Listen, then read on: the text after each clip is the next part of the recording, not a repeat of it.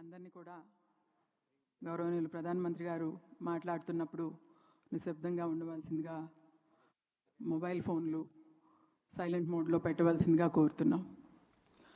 Namaskar namaskar sir.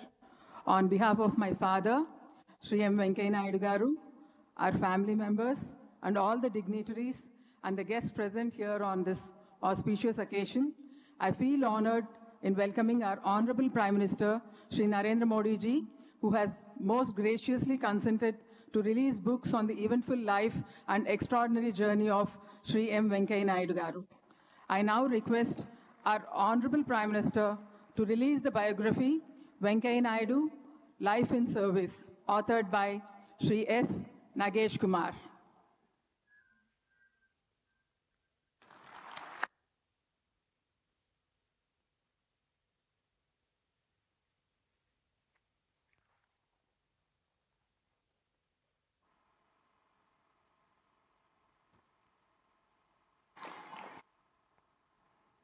I now request our Honorable Prime Minister, Shri Narendra Modi ji, to release the book Celebrating Bharat, the Mission and Message of Shri M. Venkaiah Naidu as 13th Vice President of India, a photo chronicle compiled by Dr. I.V. Subbarao Garu, former Secretary to Vice President of India.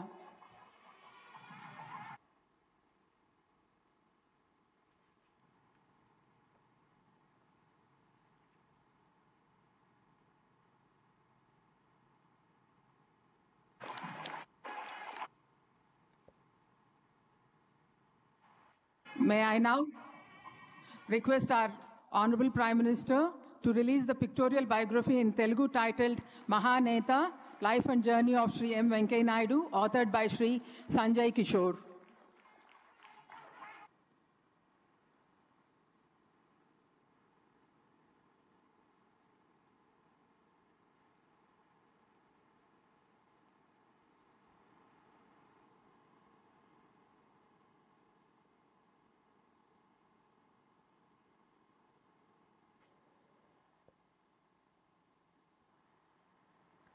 Our Honorable Prime Minister,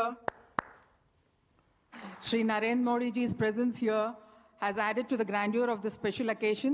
It's my singular honor to request him to deliver his address to the gathering.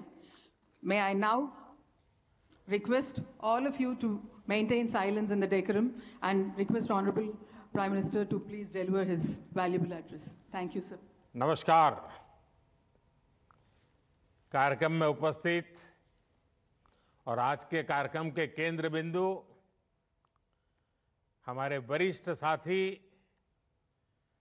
श्रीमान वेंकैया नायडू गारू, उनके परिवारजन, विभिन्न राज्यों के governors, अलग अलग राज्यों के मंत्री, अन्य सभी वरिष्ठ महानुभाव, देवी और सज्जनों, कल टुमारो 1 जुलाई को वेंकैया नायडू जी का जन्मदिन है. उनकी जीवन यात्रा को 75 वर्ष हो रहे हैं. ये 75 वर्ष असाधारण उपलब्धियों के रहे हैं. ये 75 वर्ष अद्भुत पड़ावों के रहे हैं. मुझे खुशी है कि आज मुझे उनकी बायोग्राफी साथ साथ 2 और पुस्तकें रिलीज करने का अवसर भी मिला है. मुझे विश्वास है ये पुस्तकें लोगों को प्रेरणा देगी, उन्हें राष्ट्र सेवा की सही दिशा दिखाएगी. साथियों, मुझे वेंकैया जी के साथ बहुत लंबे समय तक काम करने का अवसर मिला है. जब वो पार्टी के राष्ट्रीय अध्यक्ष थे, जब वो सरकार में कैबिनेट के वरिष्ठ सहयोगी थे, जब वो देश के उपराष्ट्रपति और राज्यसभा के सभापति थे। आप कल्पना कीजिए, एक सामान्य से गांव से निकलकर किसान परिवार का एक संतान बड़े बड़े दायित्वों को संभालने की ये इतनी लंबी यात्रा अनेक अनेक अनुभवों से भरी रही है। वेंकैया जी से मुझे भी और मेरे जैसे हजारों कार्यकर्ताओं को उनसे बहुत कुछ सीखने का मौका मिला है। साथियों, वेंकैया जी का जीवन, विचार, विजन और व्यक्तित्व की एक परफेक्ट झलक देता है। आज हम आंध्र और तेलंगाना में इतनी मजबूत स्थिति में हैं, लेकिन दशकों पहले वहां जनसंघ और भारतीय जनता पार्टी का कोई मजबूत आधार नहीं था। बावजूद उसके नायडू जी ने उस दौर में एबीवीपी के कार्यकर्ता के रूप में राष्ट्र प्रथम की भावना से देश के लिए कुछ न कुछ करने का मन बना लिया। बाद में वो जनसंघ में आए और अभी अभी कुछ दिन पहले ही कांग्रेस ने संविधान की प्रतिष्ठा को मिट्टी में मिलाकर के जो इमरजेंसी लगाई थी उसको 50 वर्ष हुए हैं। वेंकैया जी हमारे उन साथियों में थे जो इमरजेंसी के खिलाफ जी जान से लड़े और उस समय वेंकैया जी करीब करीब 17 महीने जेल में रहे थे। इसलिए मैं उन्हें इमरजेंसी की आग में तपा हुआ अपना एक पक्का साथी मानता हूं। साथियों, सत्ता सुख का नहीं, सेवा और संकल्पों की सिद्धि का माध्यम होती है। वेंकैया जी ने यह तब भी साबित किया जब उन्हें अटल बिहारी वाजपेयी जी की सरकार में शामिल होने का मौका मिला। वेंकैया जी का व्यक्तित्व हमारी पार्टी में काफी ऊंचा था और इसलिए स्वाभाविक रूप से जब मंत्रालय की बात होगी तो उनके लिए बहुत ही दुनिया में जरा जिसकी वाहवाही होती रहती है ऐसे डिपार्टमेंट का मन करेगा। वेंकैया जी जानते थे कि शायद मुझे ऐसा ही कोई मंत्रालय मिल जाएगा, तो वो सामने से गए और उन्होंने कहा कृपा करके मुझे ग्रामीण विकास मंत्रालय मिले तो अच्छा होगा।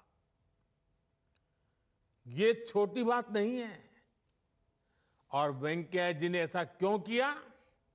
इसलिए क्योंकि नायडू जी गांव, गरीब और किसान की सेवा करना चाहते थे।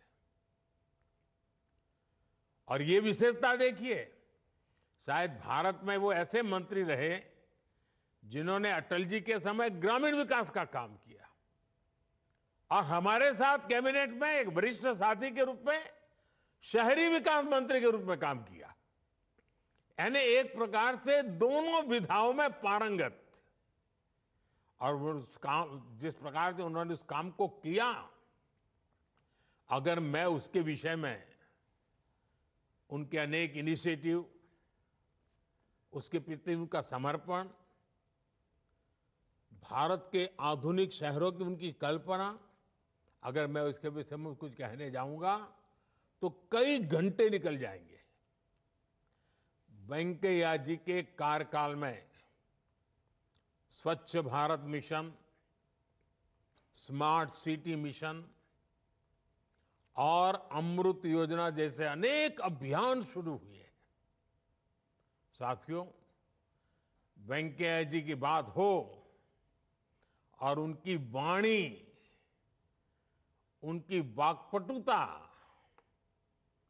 उनकी विटीनेस, अगर उसकी हम चर्चा न करें तो शायद हमारी बात अधूरी रह जाएगी।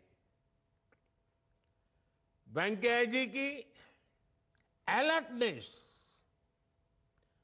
उनकी स्पॉन्टेनिटी, उनकी क्विक काउंटर बीट, उनके वन लाइनर्स, मैं समझता हूं उसका कोई मुकाबला नहीं है। मुझे याद है जब वाजपेयी जी की गठबंधन सरकार थी तो वेंकैया जी का ऐलान था, एक हाथ में बीजेपी का झंडा और दूसरे हाथ में एनडीए का एजेंडा।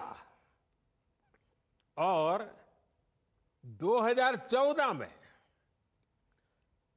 सरकार बनने के बाद कुछ दिनों बाद ही उन्होंने कहा, मेकिंग ऑफ डेवलप इंडिया, यानी एमओडीआई, Modi.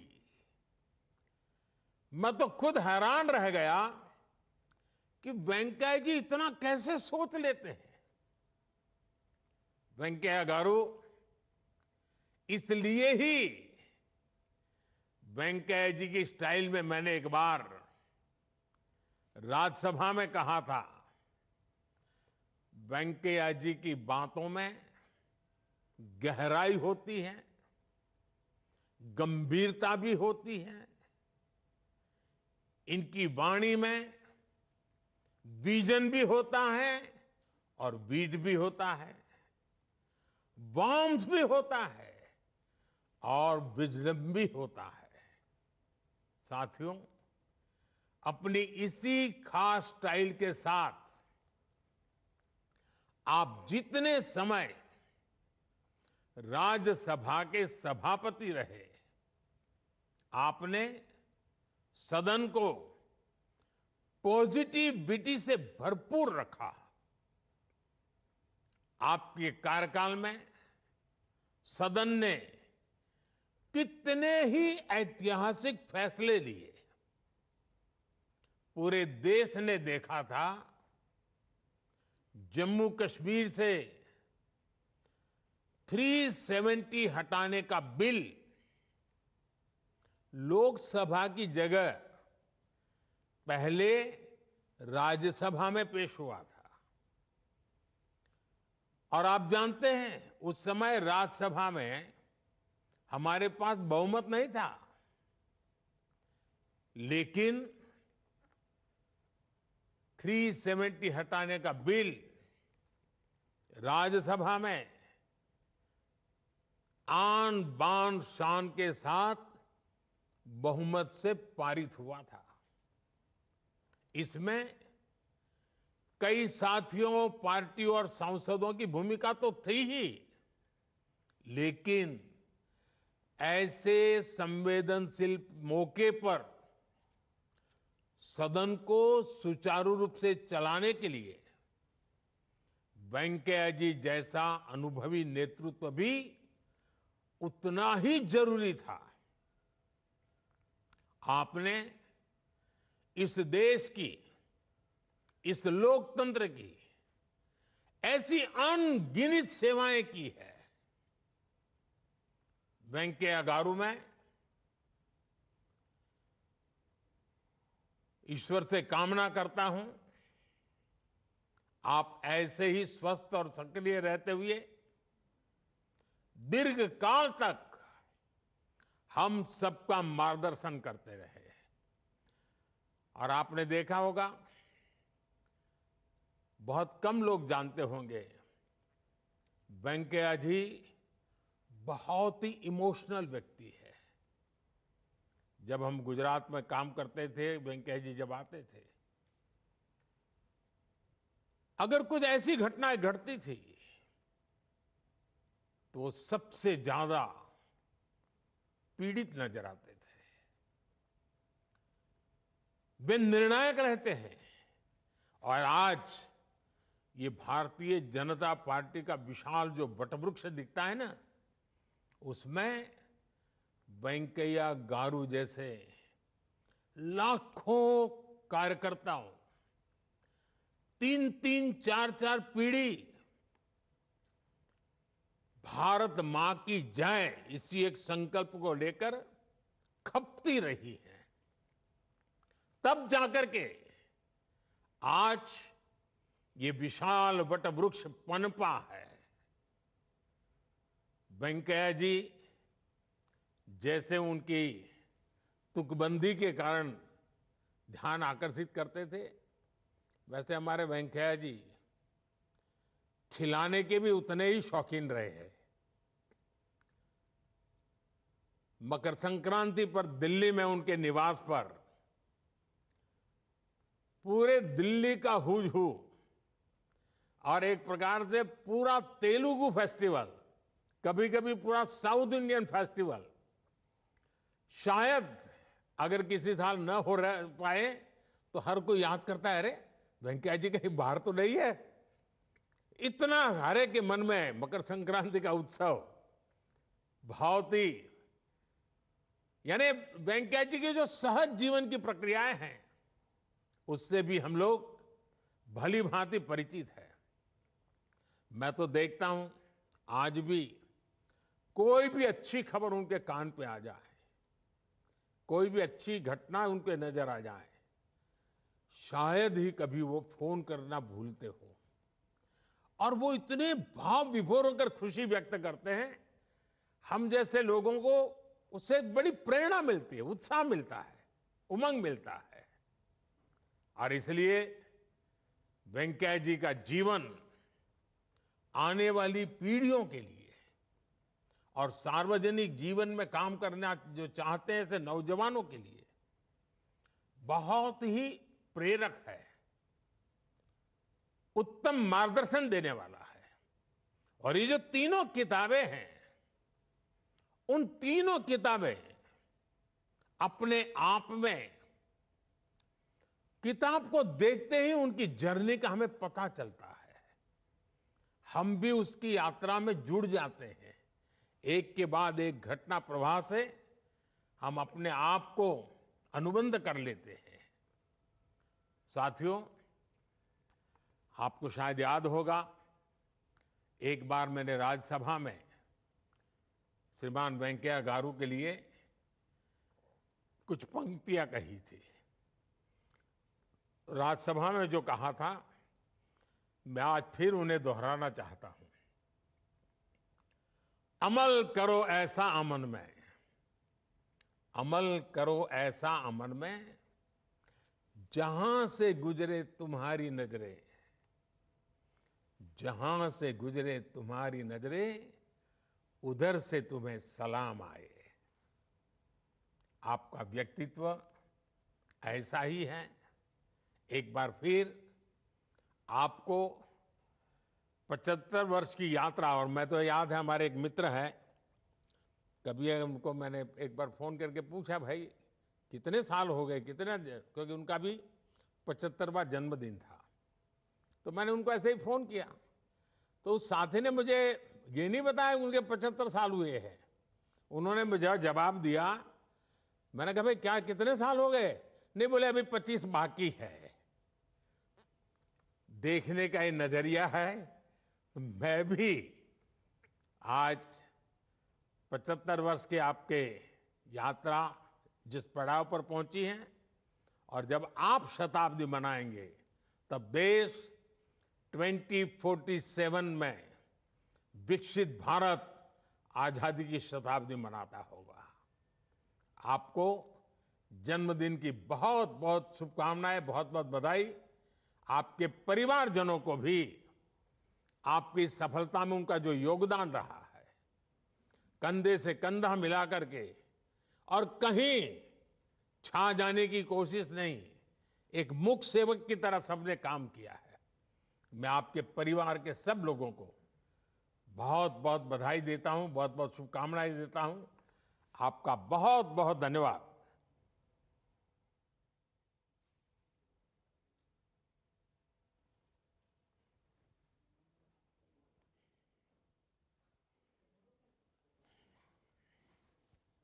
All the distinguished guests gathered here on this auspicious occasion, I once again thank our Honorable Prime Minister Shri Narendra Modi ji for releasing these books on the occasion of the 75th.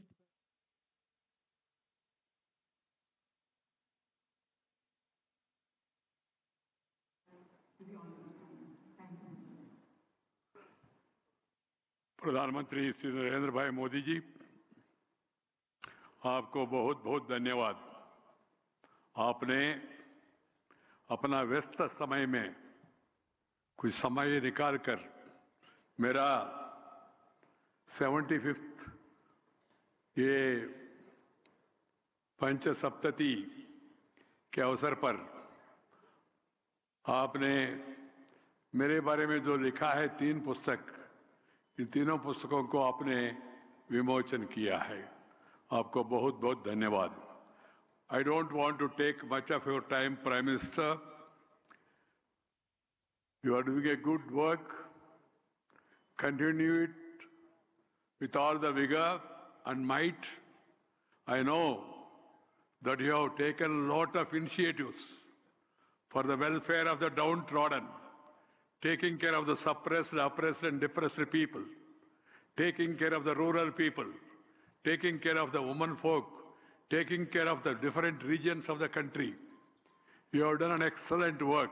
There is no doubt about it. I am not in politics now.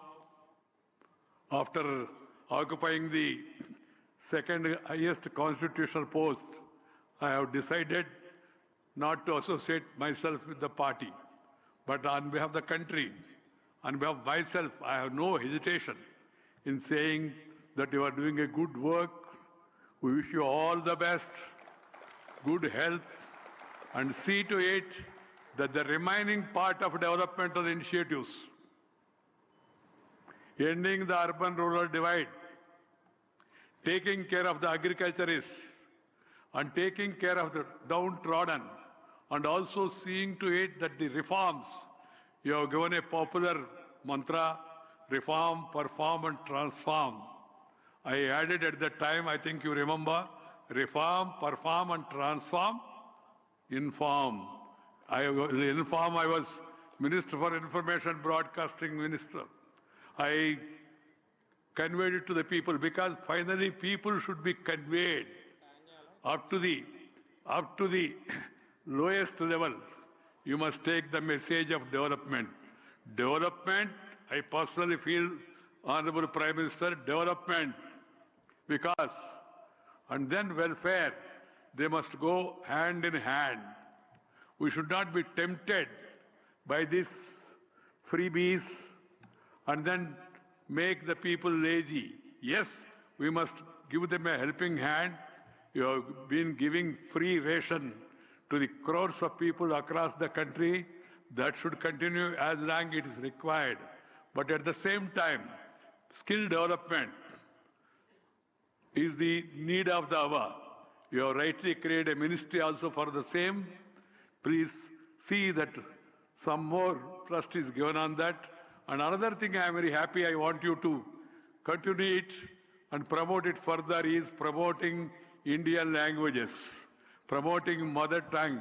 I am happy that the Prime Minister of India has guided his colleagues to bring textbooks, including professional textbooks, scientific textbooks, in mother tongue. The UGC, the AICT has already started that work. I would urge upon you to see that everything in the country and every issue, every institution, parliament, of course, we have already taken initiative, and education system, and also the courts, the legal side of it also. All the government orders should be first in Bharatiya Bhasha, Indian languages. Then it should be in English. I am not against English, Prime Minister. We should learn English, first mother tongue, then brother tongue, later any other tongue. See to it that this spirit is carried further and the Indian languages are given their due and we are able to come out of the colonial mindset which was given to us by the Britishers. I don't want to take much of your time. I once again would like to thank you on behalf of myself, on behalf of my son, daughter-in-law, daughter, son-in-law, and all my grandchildren, and also on behalf of Shamma, that I would not only thanking you, but also wishing you all the best. Dhanyavad, Namaskar, Jai Hind.